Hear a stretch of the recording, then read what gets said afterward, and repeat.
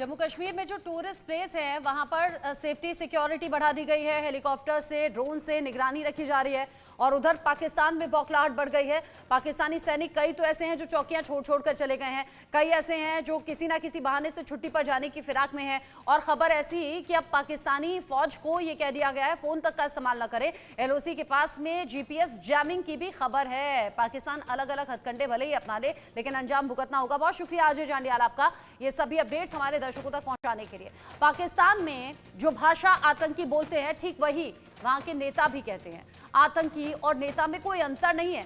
लश्कर chief Hafiz Saeed और पाकिस्तान के पूर्व विदेश मंत्री बिलावल भुट्टो को आप सुनेंगे तो जान पाएंगे। सोचिए जरा कैसे बात बात पर गला काटने और खून बहा देने की गीदड़ भभकी दी जा रही है। सुनिए।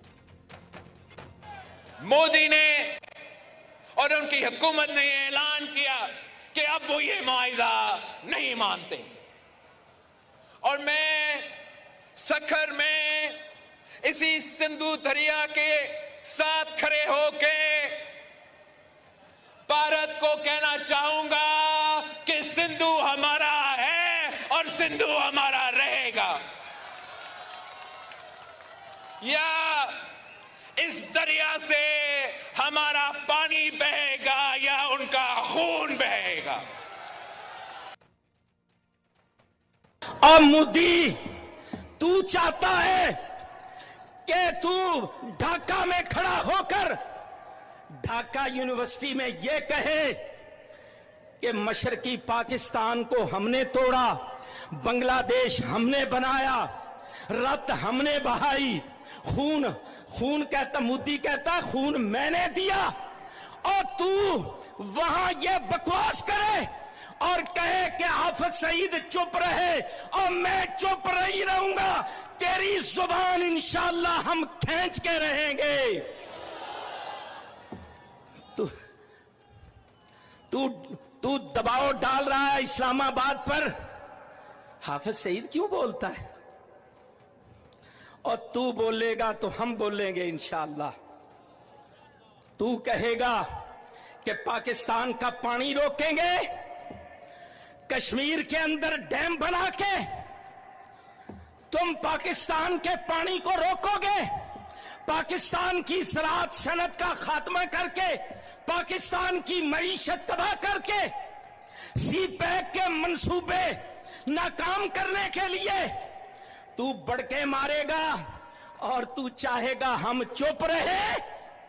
सुन, अगर तू पानी बंद करेगा इंशाअल्लाह हम तेरी सांस बंद करेंगे। इन दरियाओं में फिर खून बहेगा। चाहे वो आतंकी हो या नेता हो, पाकिस्तान में एक ही जैसी भाषा बोली जाती है। बात बात पर खून बहाने की धमकियां दी जाती हैं। अब इन गीदड़ भभकियों का जवाब देने की बारी भारत की तरफ से है। इस बीच बड़ा अपडेट आप जानिए। वाटर स्ट्राइक से बुरी तरह से फंस गया है पाकिस्तान। सिंधु जल संधि पर फंस गया है पाकिस्तान। पाकिस्तानी एक्सपर्ट मोइन पीरजादा ने पोल खोल कर रख दी है पाकिस्तान की।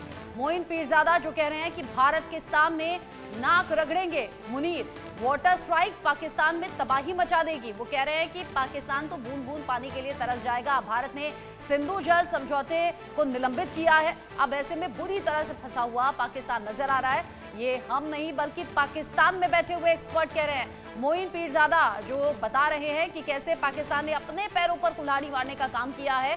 पहलगाम में हुए आतंकी घटना के बाद अब पाकिस्तान के न सिर्फ पर उतरने की बारी है, बल्कि पाकिस्तान को उसी की भाषा में जवाब देने की भी बारी है। और वहां बैठे हुए आम लोग भी इस बात को समझते हैं कि अब खमियाजा पाकिस्तान के आम लोगों को भी भुगतना पड़ेगा, क्योंकि सिंधु जल समझौता रोके जाने पर अब पानी के लिए तरसेगा पाकिस्तान।